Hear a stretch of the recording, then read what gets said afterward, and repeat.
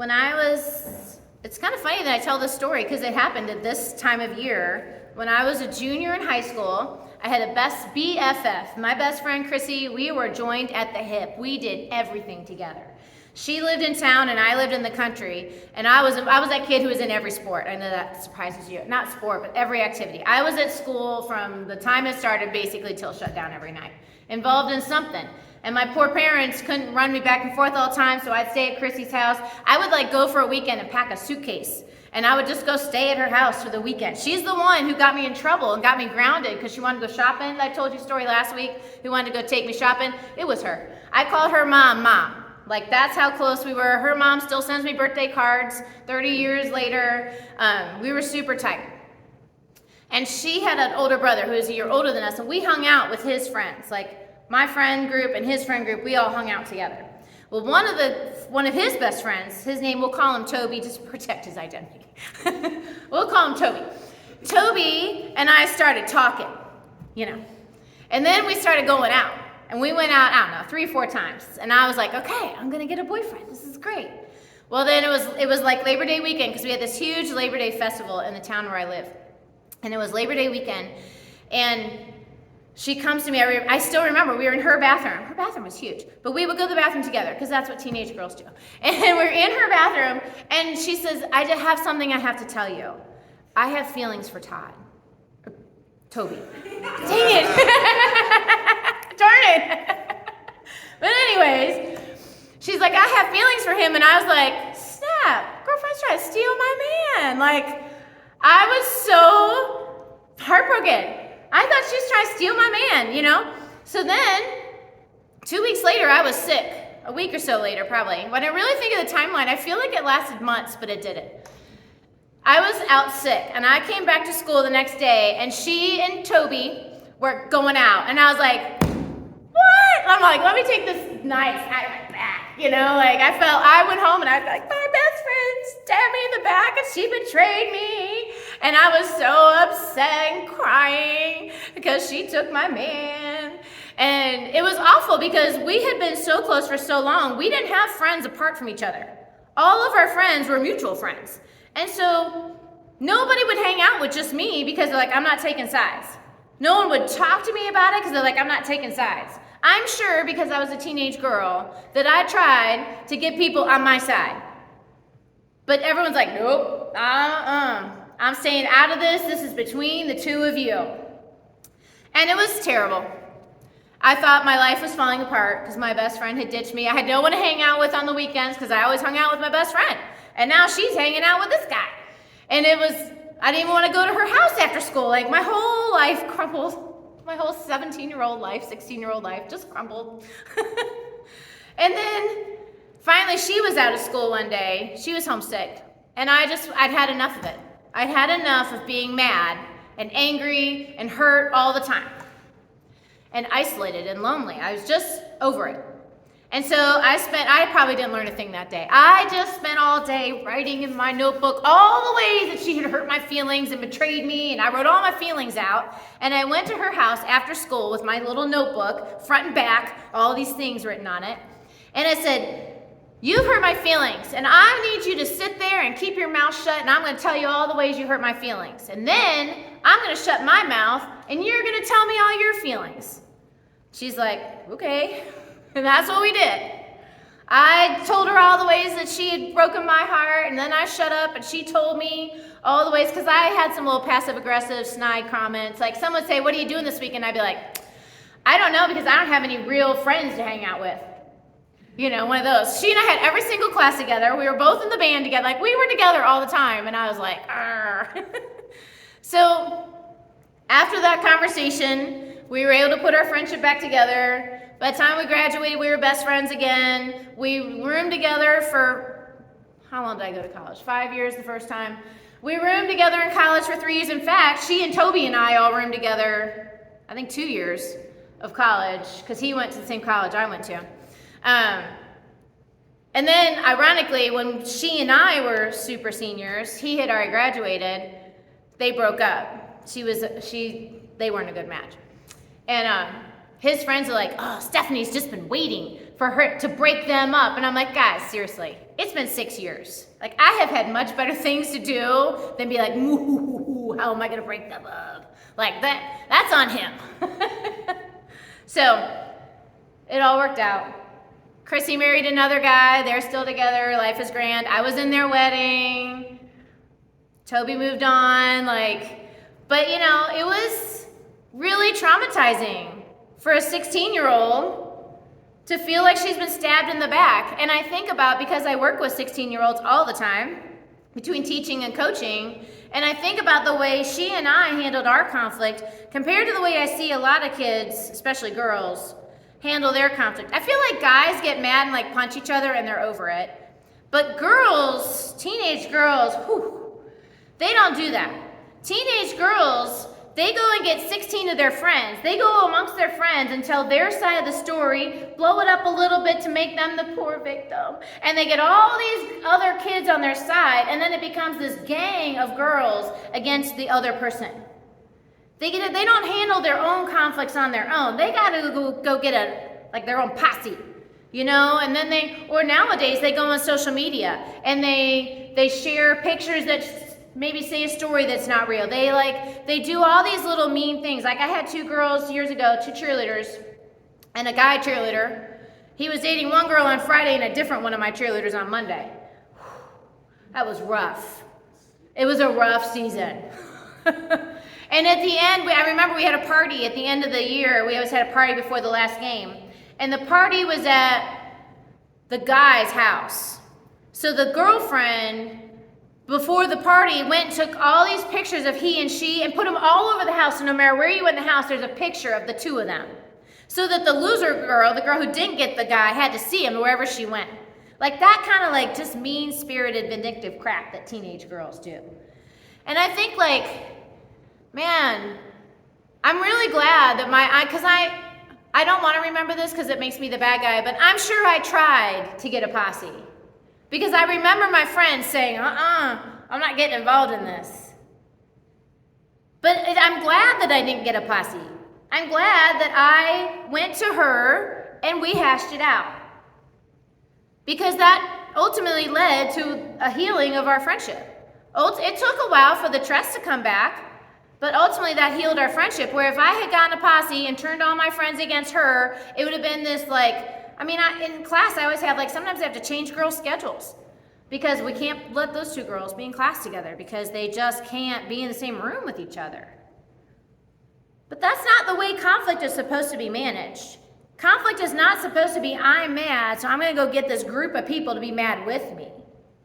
That is not the right way to do it. And why do we do that? I think to myself, why do girls do that?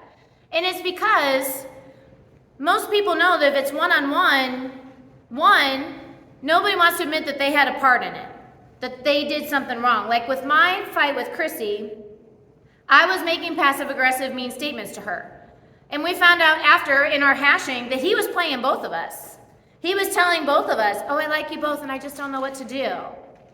If he had just said to me, I like her better, then I would have been sad, but I would have moved on. I wouldn't have felt betrayed when they started going out. But people don't want to come one-on-one because they don't want to admit what they did wrong. They don't want to come one-on-one because they're afraid they'll lose the battle. So what do? They go get a group of people, so now it's 1 against 5. And they've got all these people protecting them because they've made themselves the poor victim. And so we do these things to make it a problem. This quote, I couldn't figure out who said it.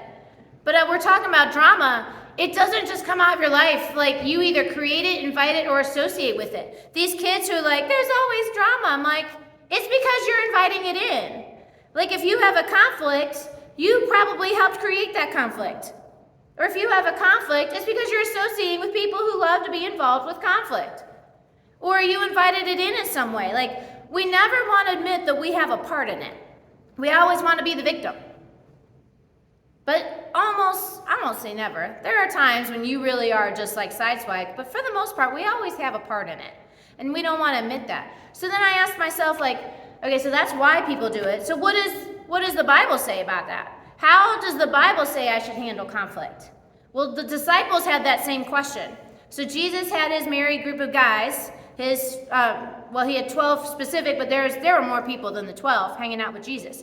And one day they're hanging out and they're like, Jesus, what do we do when we have a conflict with somebody? And he gave very specific instructions. He said, if your brother or sister sins, go and point out their fault, just between the two of you. If they listen, you've won them over. And here's this first step. One, brother or sister. This isn't everybody. Sometimes if someone's a jerk to you, you just got to turn the other cheek.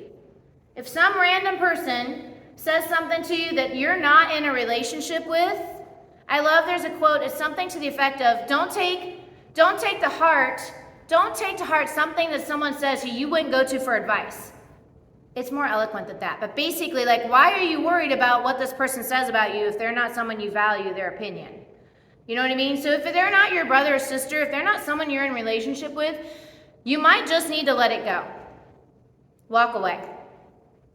But if your brother or sister, someone you're in a relationship with, sins, not just has a difference of opinion.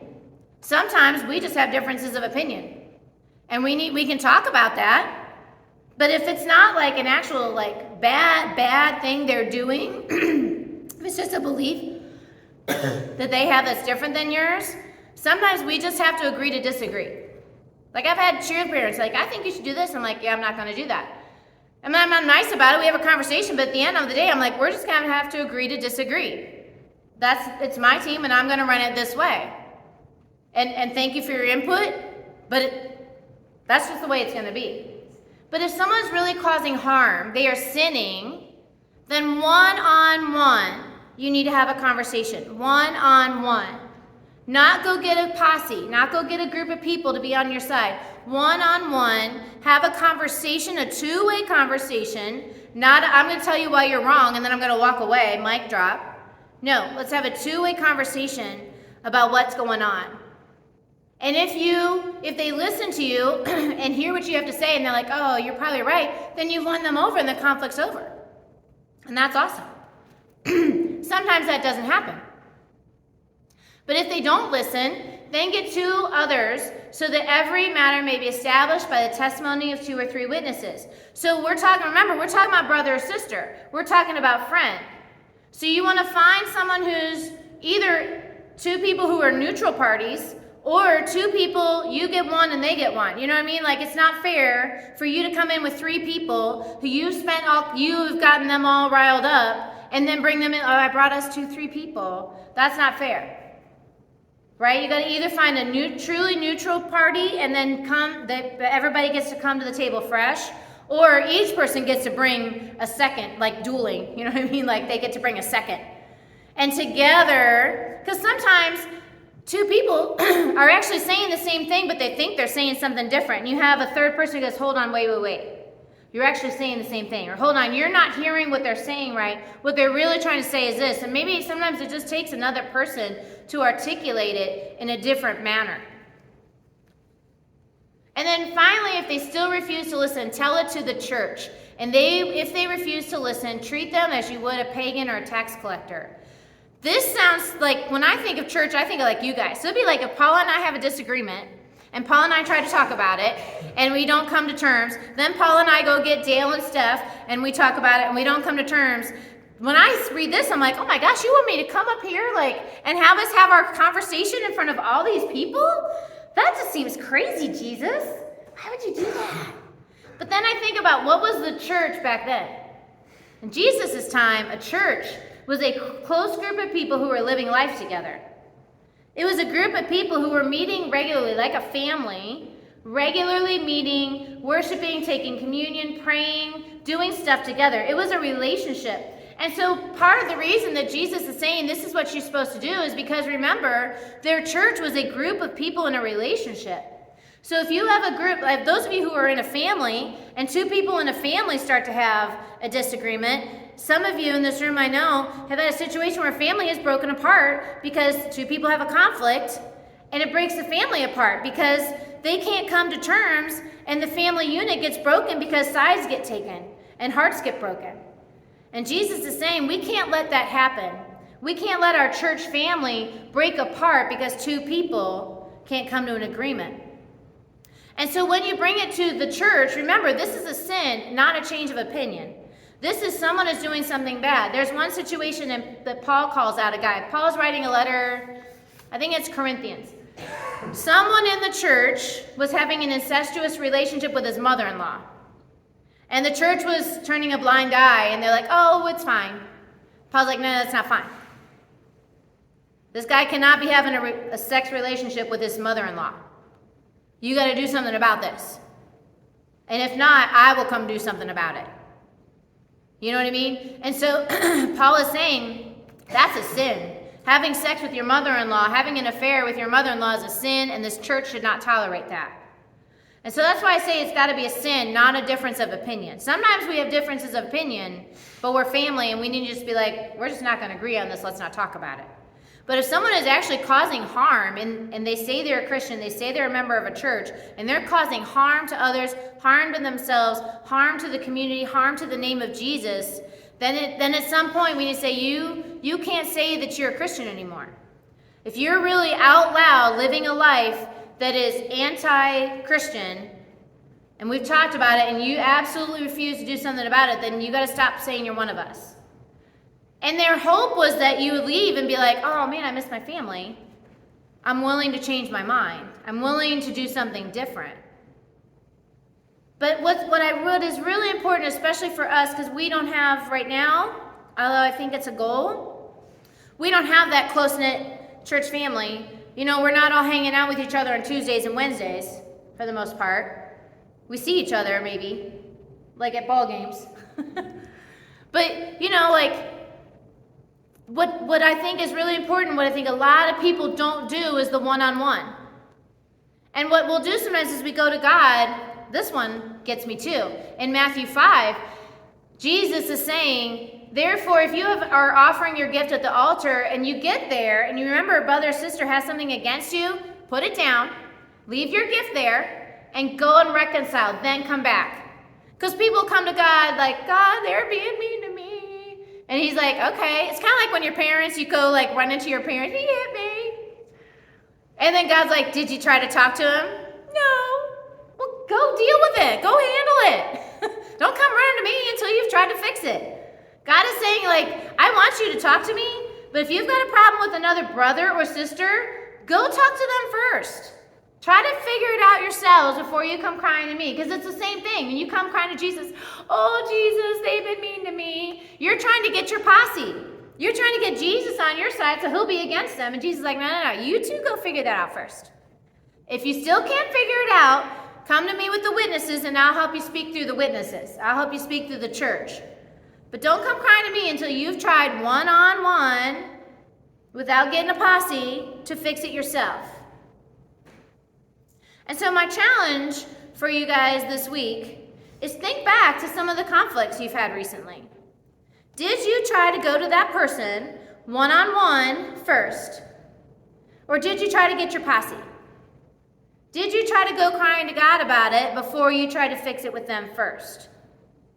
Because God says, Jesus, the King of all kings, says, go to them first one-on-one.